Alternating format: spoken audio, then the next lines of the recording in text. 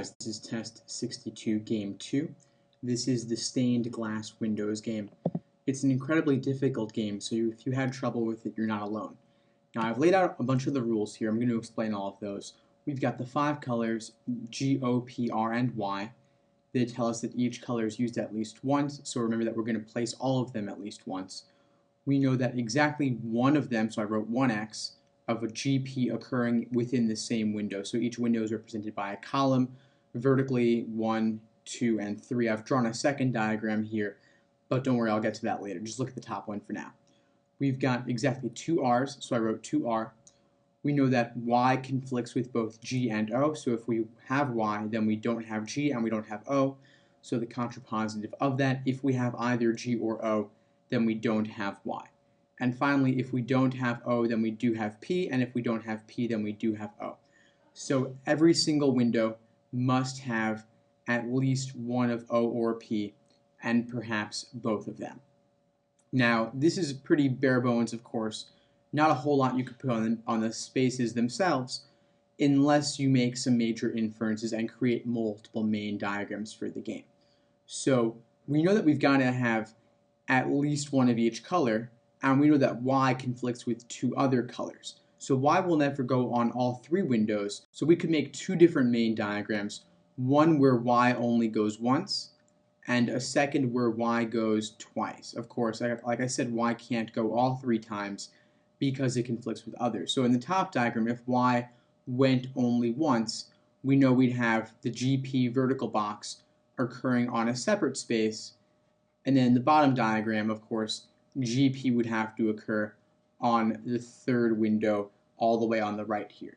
Now we know that Y conflicts with both G and O, so for that reason we know that we're not going to have O when we have Y, therefore when we have Y we will have to have P.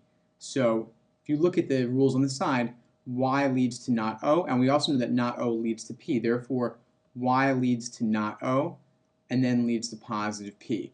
And if we don't have P, then we do have O, and if we do have O, then we don't have Y. So a couple of inferences right off the bat here, and of course you could also mark down that when you do have Y, then you don't have G, because of course Y and G conflict. So lots of good inferences to make here by creating these multiple main diagrams for the game.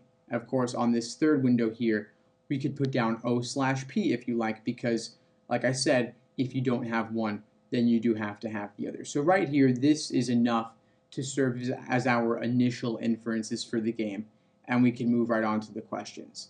So looking at question number 7, typical orientation question, just take one rule at a time and apply that rule to all 5 choices, looking for violations. So for example, simple rule to look for, we know that we've got to have exactly 2 R's. So scan through the choices looking for scenarios where you don't have exactly 2 R's. Maybe you have only 1 R, or maybe you have all 3 R's. So looking at choice E here, we see that we have only 1 R, not exactly 2. For that reason, choice E can be eliminated. Next, you could look for the rule that Y conflicts with both G and O. Scan through the choices looking for Y with at least one of G or O, because that would not be permitted, and you see in choice D, you have Y and O together. That's unacceptable, so D can be eliminated. Next, you could look for the fact that we've got to have at least one of O or P in every single window. You see in choice A, window 2 has R and Y, does not have O, does not have P. For that reason, we can eliminate A. Down to B and C, you could look for the fact that we've got to have a GP together in a window exactly once. So not 0 times and not 2 times or 3 times. Scanning through, you see choice C has both G and P twice, unacceptable, leaving B by elimination for number 7. Next, number 8. This is a general cannot be true question, so you could find the 4 things that could be true, eliminate them, and whatever remains will be your answer, or if you see something that jumps out at you as being impossible, of course, you could just pick it.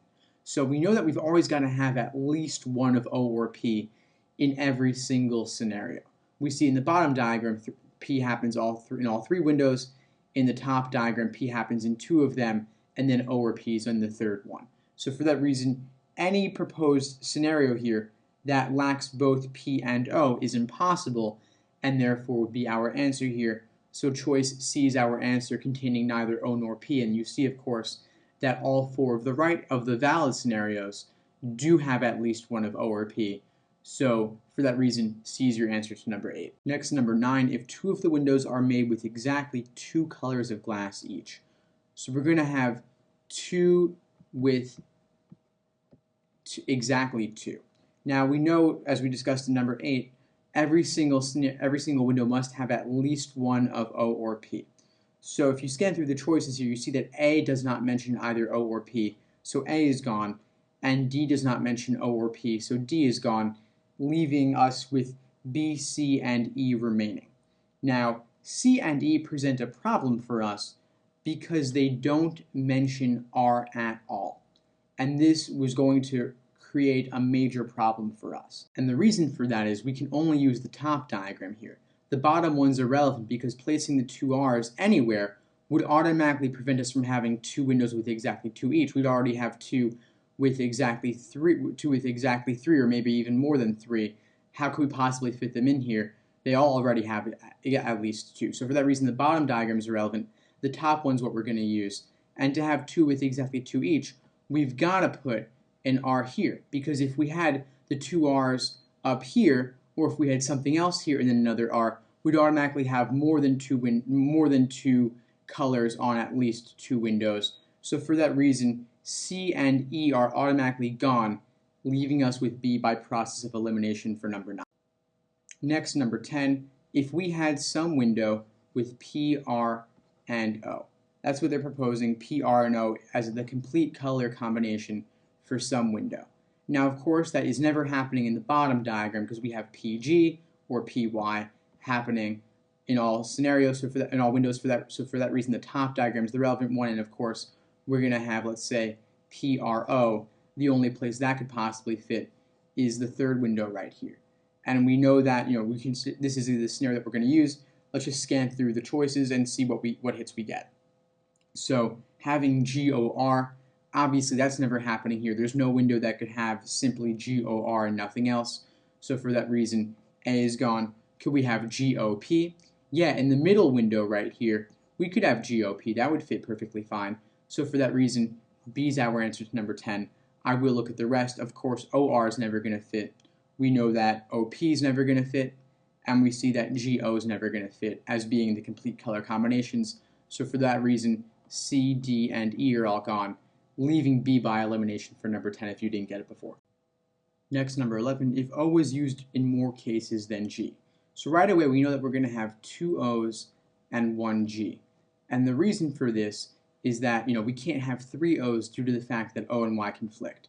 So for that reason, it's going to be 2 O's and 1 G as our layout. We don't know exactly how they're going in the bottom diagram, although of course we do have to have G with P in the third window due to the fact that G and Y conflict. So there's going to be no more G's happening anywhere, of course, which is already the case, and then we would have 2 O's to place somewhere.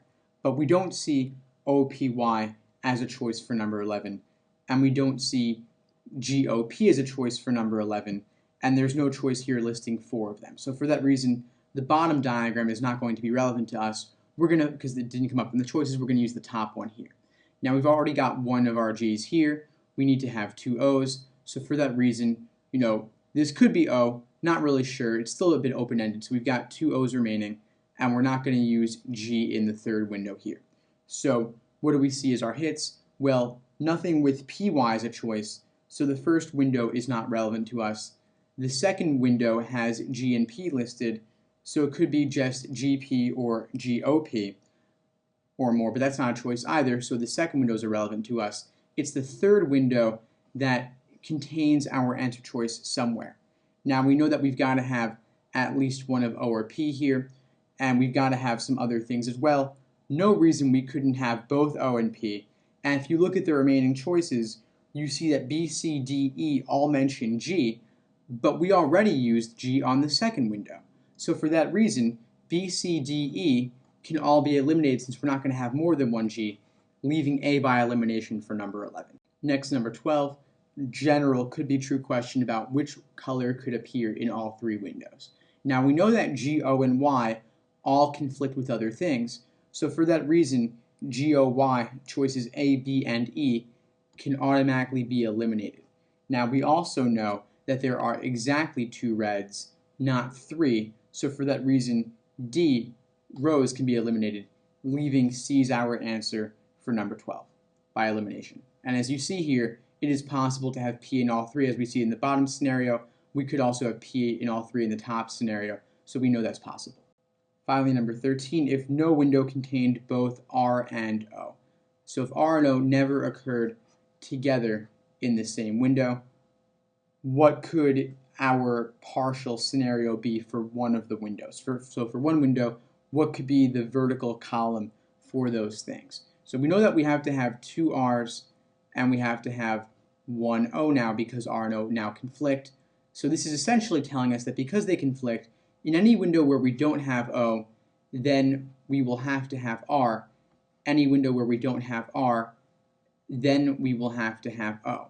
So you see here that because Y and O conflict, any window, due to the initial rules here, Y leads to not O, vice versa, where we do have Y in window 1 and 2 on the bottom diagram, we will have to have our 2 R's as a result, and then O would have to go on the third window.